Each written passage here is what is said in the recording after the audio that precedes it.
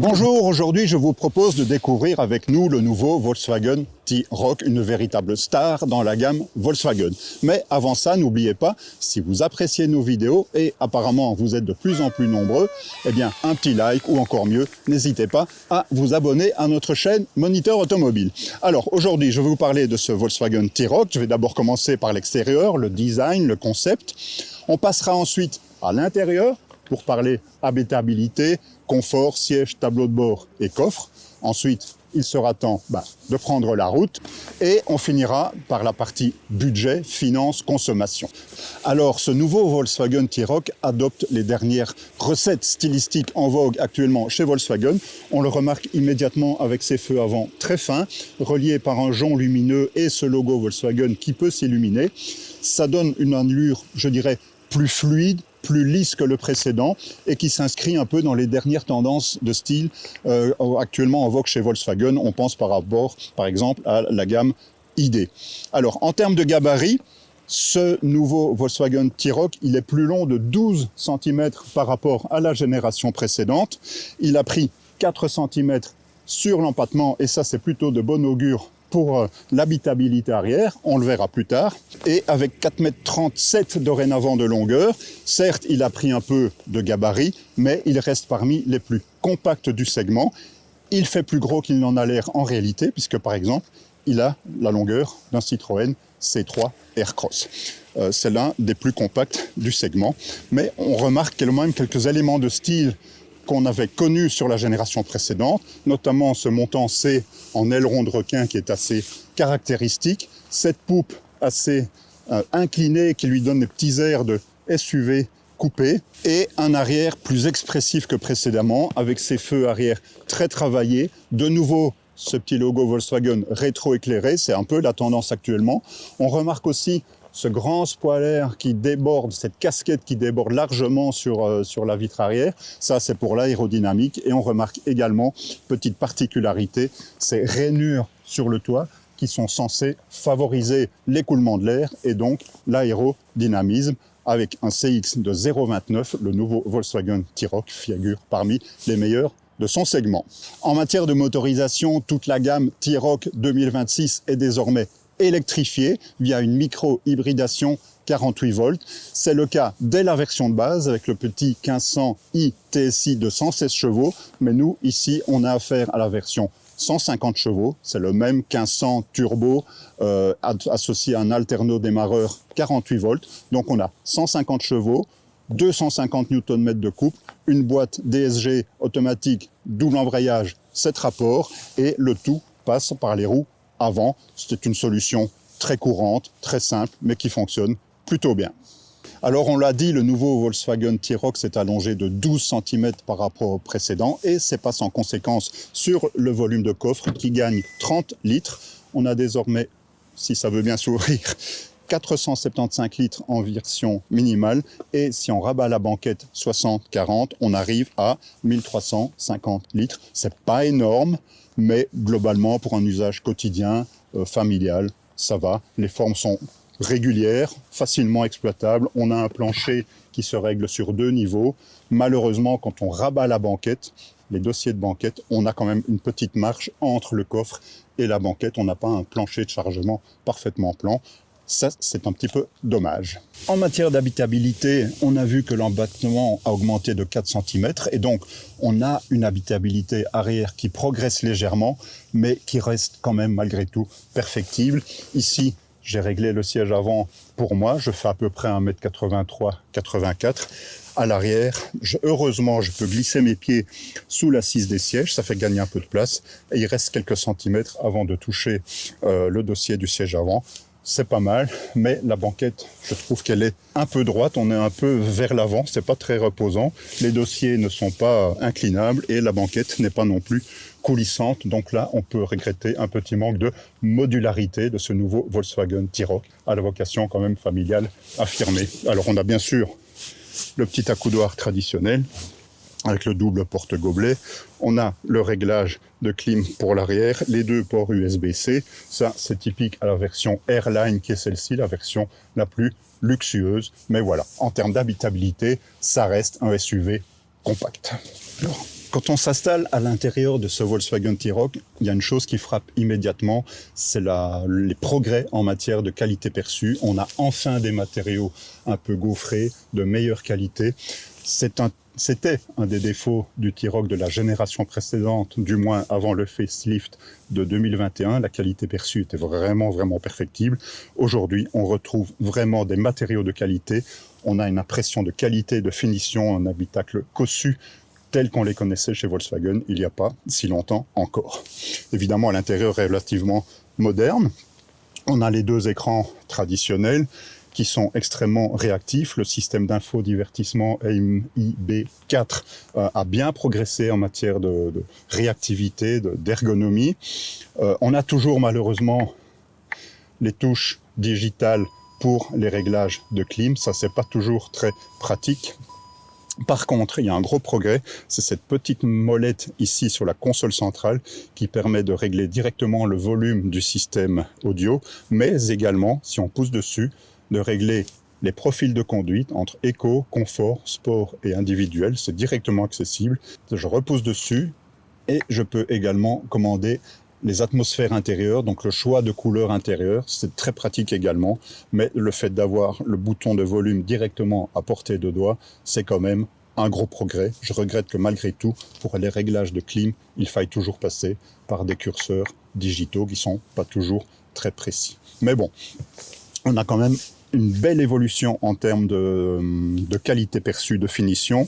On a la console centrale avec le chargeur par induction qui est ventilé. Ça, c'est une bonne chose parce qu'on sait que les GSM qui se rechargent par induction ont tendance à chauffer. Donc ici, ils ont prévu. On a la petite console centrale ici avec des portes gobelets modulables en termes de longueur.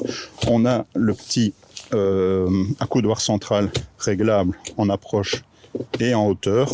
Et le vide-poche masqué par cet accoudoir central. Donc je dirais qu'on est dans un environnement relativement familier, agréable, cossu, bien fini et franchement, ça incite à prendre la route. Je vous propose d'y aller. Allez, c'est parti, allons voir ce que vaut ce nouveau Volkswagen T-Roc sur la route. Alors déjà, la commande de boîte ici à droite du volant, c'est comme dans les derniers modèles Volkswagen. On pivote vers l'avant en mode D, vers l'arrière en mode R, on pousse là pour le P. Il n'y a rien de plus simple. Allez, c'est parti. Bon, je rappelle que ce T-Roc en version 150 chevaux, c'est une traction. Et ici, on a les grandes jantes de 20 pouces équipées de Bridgestone Turanza qui ne sont pas du tout des pneus hiver. Et là, on évolue sur une espèce de soupe, un mélange de neige et de glace. Donc, je vais être un peu prudent au début.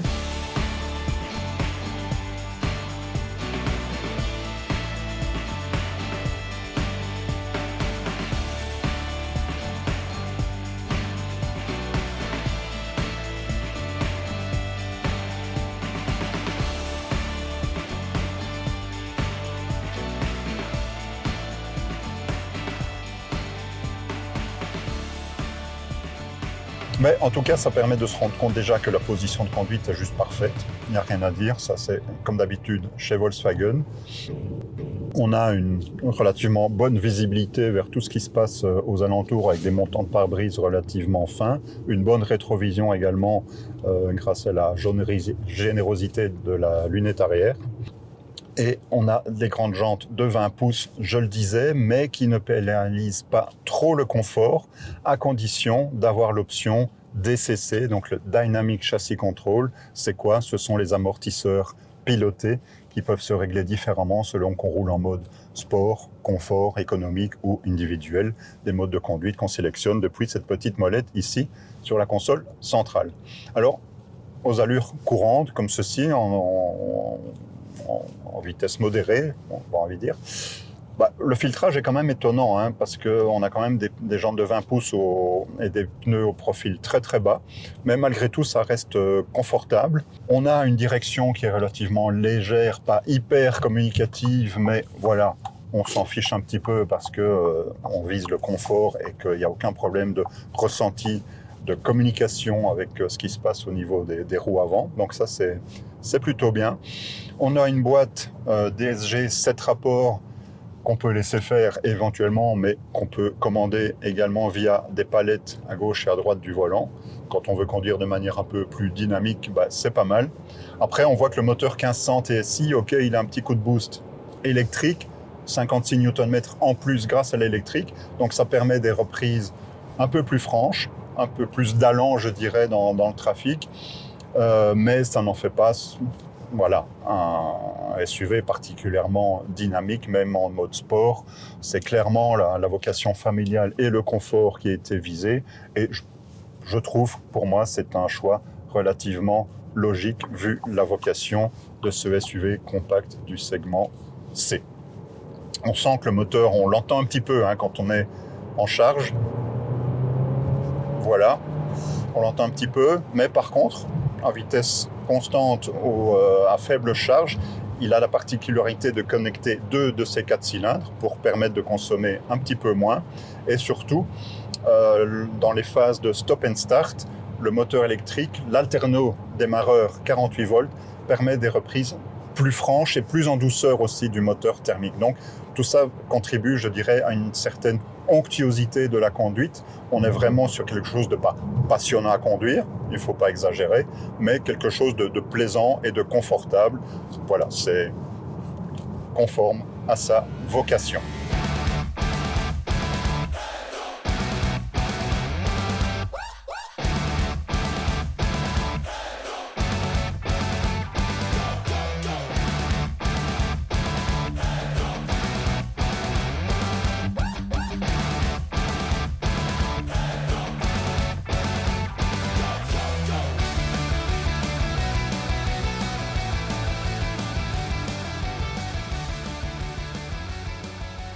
Voilà, vous en savez un peu plus sur ce Volkswagen T-Roc i-TSI 110 kW en version Airline telle qu'elle est présentée ici. Alors, en matière de tarifs, il faut savoir que la gamme T-Roc commence, je prends mes petites notes, à 32 985 €, mais ça, c'est pour la version 116 chevaux de base et sans option. Ensuite, vous avez la version de base 150 chevaux, c'est 38 385 €. Mais la Airline, qui est le niveau de finition que nous en avons ici, est affichée à 43 905 €. Et il faut même savoir que pour ce prix-là, il y a encore des options possibles, puisque la voiture que nous avons essayée ici pour vous, elle a pas mal de packs d'options et son prix final atteint 49 860 €. Ça commence à chiffrer, mais il est vrai que pour ce prix-là, vous avez une voiture full équipée.